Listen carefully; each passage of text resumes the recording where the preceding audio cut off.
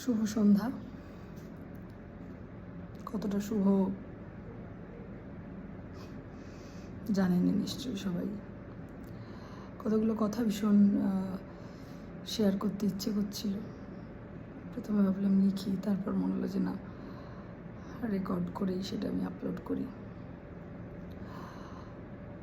ইসলামী মৌলবাদী জঙ্গি গোষ্ঠী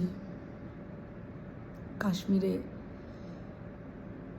ঢুকে, আমাদের দেশের মধ্যে ঢুকে ধর্ম জিজ্ঞেস করে করে নিরীহ হিন্দু নিধন করে গেছে।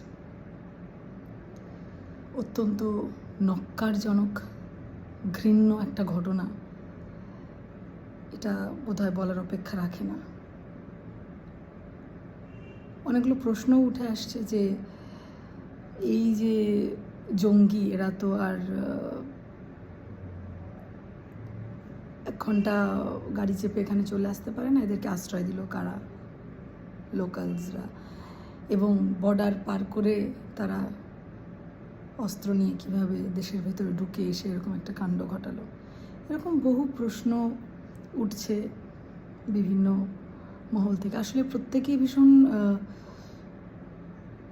নাড়া খেয়েছে, প্রত্যেকেই ভীষণ ডিস্টার্বড, প্রত্যেকেই তাদের ভাবনা থেকে নানা রকম প্রশ্ন তুলছে।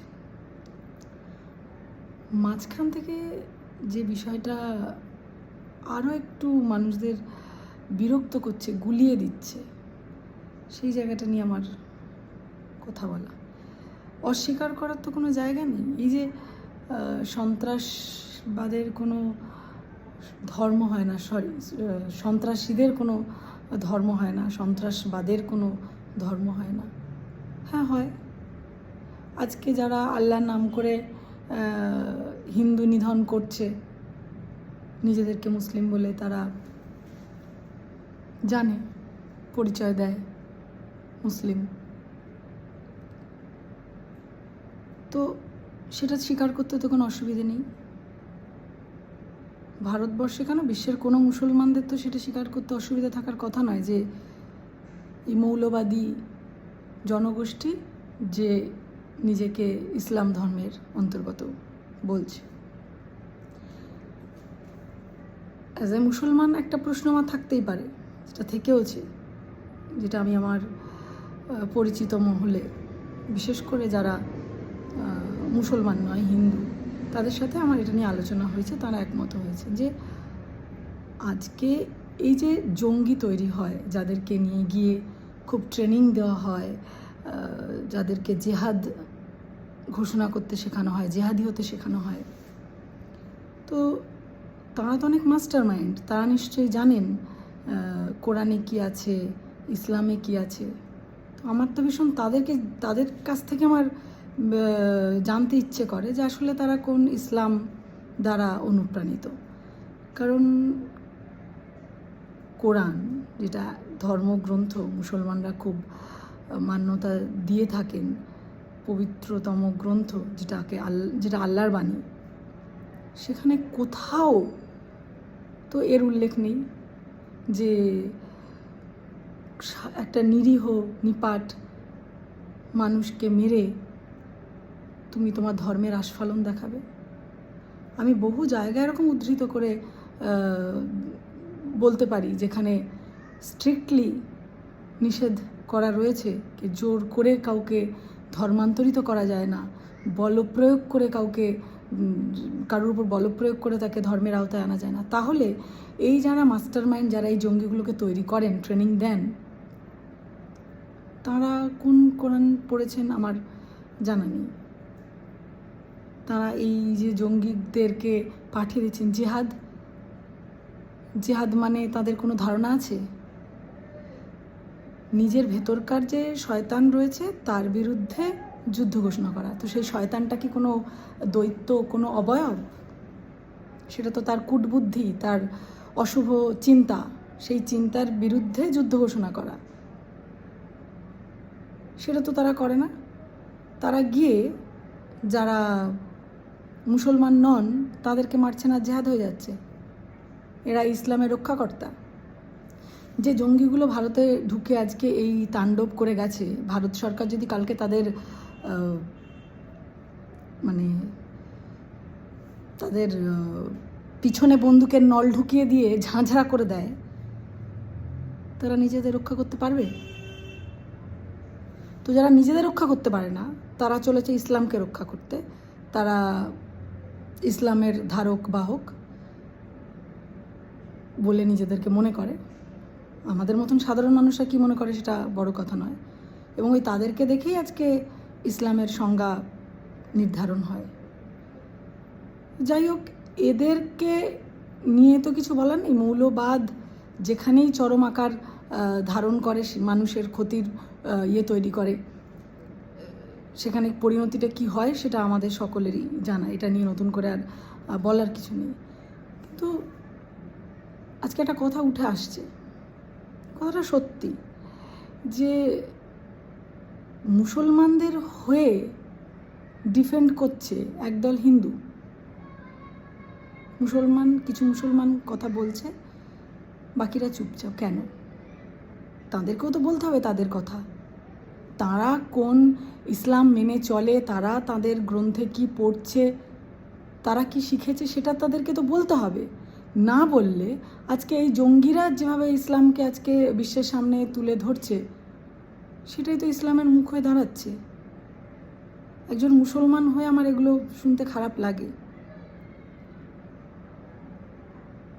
বলা হয়ে ওঠেনি তা না, নিজের সার্কেলের মধ্যে বলার আমরা চেষ্টা করেছি, আলোচনা করার চেষ্টা করেছি। এরকমভাবে সোশ্যাল মিডিয়া আমি এর আগে এটা নিয়ে কোনো কথা বলিনি। আজকে এই যে জঙ্গিপনা বাইরে থেকে যারা ঢুকে এসে করছে এবং ভেতরেও যারা করছে, এবং এটা তো ঠিকই, তারা বেশিরভাগ একটা বিশেষ ধর্ম সম্প্রদায়ের সঙ্গে যুক্ত। তাহলে সেটা আমরা দেখছি, জানছি। আমাদের প্রশাসন কি করছে? তাদের শাস্তির ব্যবস্থা নেই কেন?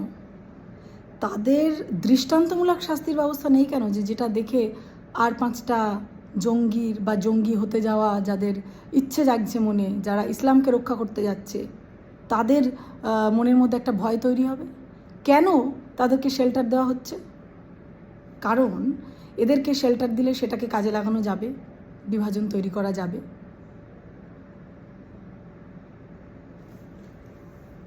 এগুলোর তো নিয়ে কথা বলতে হবে, আমাদের সবাইকে বলতে হবে। আর যারা ধর্মনিরপেক্ষ মানে কি তারা কোনো ধর্ম মানেন না? অবশ্যই মানেন, কিন্তু কোনো বিশেষ ধর্ম নিয়ে তারা মাতামাতি করেন না।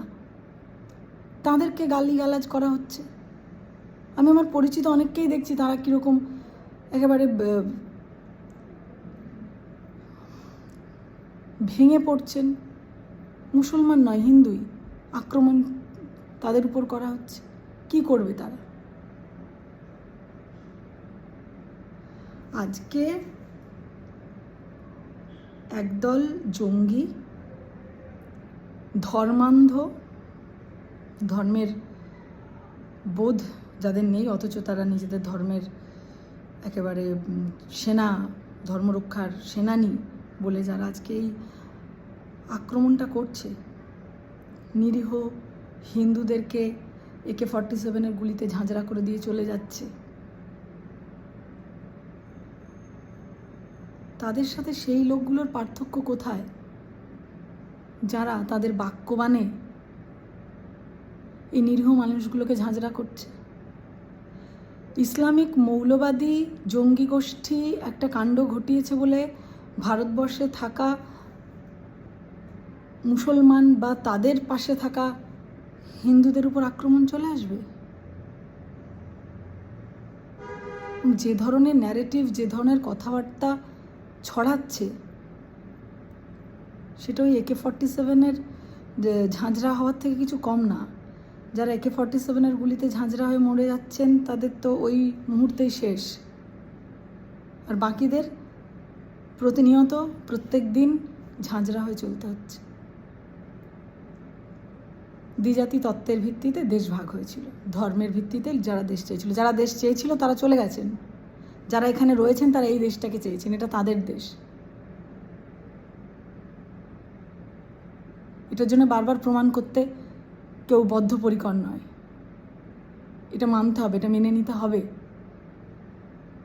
যে ধর্মের ভিত্তিতে যারা দেশের ভাগ চেয়েছেন তারা চলে গেছেন এই দেশ ছেড়ে। এত কিছু সহ্য করেও যারা এই দেশে রয়ে গেছেন তাদেরকে তো অ্যাকসেপ্ট করতে হবে। এখন ইসলামী মদতপুষ্ট গোষ্ঠী কী করলো, তার জন্যে যদি সমস্ত মুসলমানদের কাঠগড়ায় দাঁড় করানো হয় সেটা তো ঠিক নয়। একটা ভিডিও দেখছিলাম যেখানে একজন মন্দিরে একজন মুসলমান শ্রমিক কাজ করেন, তাকে গিয়ে বলা হচ্ছে যে তোমাকে আর এখানে কাজ করতে দেওয়া হবে না, তুমি শুনেছো নিশ্চয়ই কাশ্মীরে এরকম মুসলমান জঙ্গিরা এসে হিন্দু ভাইদের হত্যা করেছে, তাহলে ওই জঙ্গির দায়টা এখানকার মুসলমানদের নিতে হবে, এটাই তার বক্তব্য। এবং তিনি খুব একেবারে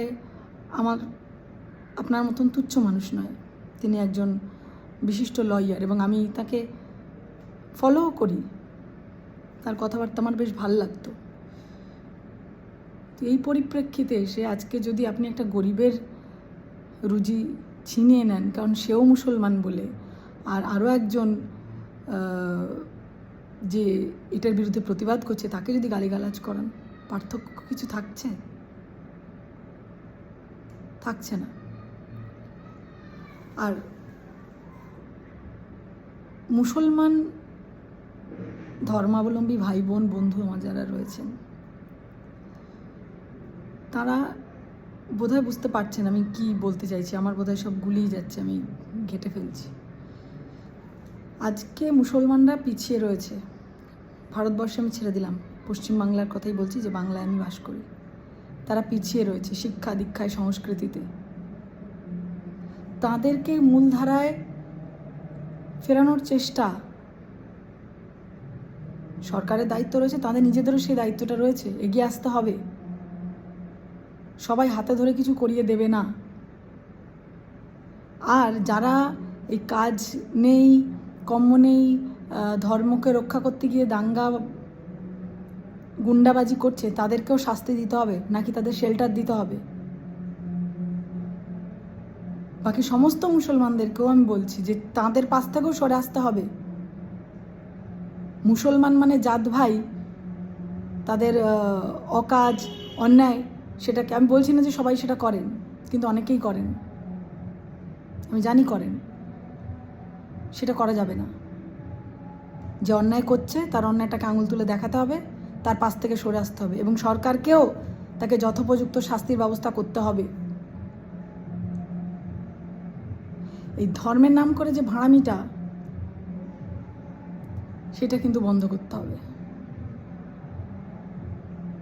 ইসলাম যেটা নয় আজকে সেটা তাকে সেরকমভাবেই প্রজেকশন করা হচ্ছে যে হ্যাঁ এটা ইসলাম মানেই গুন্ডাবাজি। এবং অস্বীকার করব কি করে? সারা পৃথিবী জুড়ে যেখানেই দাঙ্গা, যেখানেই হাঙ্গামা, সেখানেই এই একটা ধর্ম সম্প্রদায়ের নাম চলে আসছে। তাহলে বিশ্বের তাবর তাবর নেতা যারা রয়েছেন, যাদের হাতে ক্ষমতা রয়েছে, এই জঙ্গি গোষ্ঠীগুলোকে নিধন করা হচ্ছে না কেন? কতক্ষণের ব্যাপার? আমাদের তো কষ্ট পাওয়া ছাড়া, নিজেদের মধ্যে বলা ছাড়া, হাপিত্তেশ করা ছাড়া আমাদের আর কিছু করার নেই। যাদের হাতে ক্ষমতা রয়েছে তারা করছেন না কেন? ধরে ধরে এই জঙ্গি গোষ্ঠীগুলোকে হত্যা করুন, শেষ করুন। ভয় কিসের?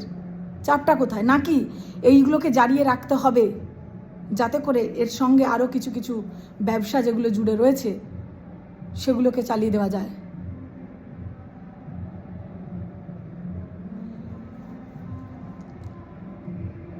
খারাপ লাগছে, ভীষণ খারাপ লাগছে। সে ছোটবেলা থেকেই দেখেছি ভারত পাকিস্তান খেলা হলে তোদের দলের খেলা, তোদের দেশের খেলা। কেন? পাকিস্তান আমাদের ভারতবর্ষে থাকা মুসলমানদের দেশ হতে যাবে কেন? যারা বলে, যারা এখানে থেকে পাকিস্তান জিন্দাবাদ বলে, অন্যায় কাজ করে, দাঙ্গাবাজি করে, তাদের শাস্তির ব্যবস্থা করুন, ঘাট ধরে এখান থেকে বের করে দিন। নাকি তাদেরকে পুষে রেখে, তাদেরকে দেখিয়ে আমাদের মতন সাধারণ মানুষদেরকে পয়েন্ট আউট করা হবে, গালমন্দ করা হবে? কিছু যায় আসে না। যতক্ষণ ক্ষমতা আছে বলবো, কিন্তু এইটুকু জেনে রাখবেন যে সন্ত্রাসবাদীরা একটা কাজ করে গেছে, সেটাতে শুধু আমি ব্যথিত হয়েছি, সামনের মানুষটা ব্যথিত হয়নি, সে মুসলমান বলে। আর সেই ব্যথার জন্য যে প্রতিশোধ, আমরা সকলেই প্রতিশোধ চাইছি, কিন্তু সেই প্রতিশোধটা কি দেশে থাকা মুসলমানদের থেকে নেবেন, নাকি যে পাকিস্তান, পাশে বাংলাদেশ, যেখানে এই আঁতুর ঘরগুলো, কি ব্যবস্থা নিয়েছেন?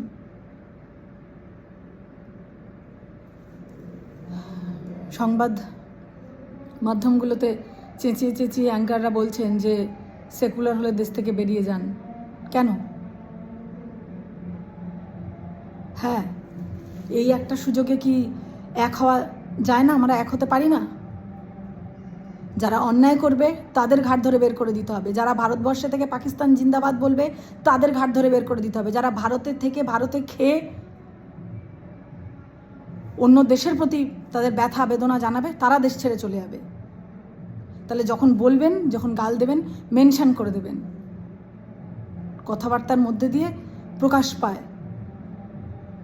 অনেকেরই ভেতরে যে সন্ত্রাসবাদীগুলো লুকিয়ে রয়েছে সেগুলো প্রকাশ পায়। এইটা দিয়ে কোনোদিনও সমাধান হবে না। তো আমার ছোটো মাথায় আমি এটুকুই বুঝি। আমার পরিচিত অনেকেই রয়েছেন যারা আমার অনুপ্রেরণা স্বরূপ। তাদেরকে দেখছি তারা কি কষ্টের মধ্যে দিয়ে যাচ্ছেন। কেন? শুধুমাত্র বিশেষ কোনো ধর্মের প্রতি তারা হেলে নেই তাই, নাকি তারা একটা ন্যায়সঙ্গত কথা বলছে? হ্যাঁ, এরকম সংখ্যাও রয়েছে যারা তোষণের রাজনীতি করেন, যারা এই তোষণটা করেন। তো মুসলমানদের বুঝতে হবে এই তোষণটা কিন্তু তাদের মঙ্গলের জন্য কখনোই নয়। আখেরে কোনো লাভ কিন্তু নেই। ফলে তোষণ করা আর নিরপেক্ষ থাকা দুটো আলাদা বিষয়। কাকে কি বলছি, কেন বলছি, সেটা একটু ভাবনা চিন্তা করে বুঝে আমাদের বলা উচিত। গুলি শুধু AK-47 চলে না।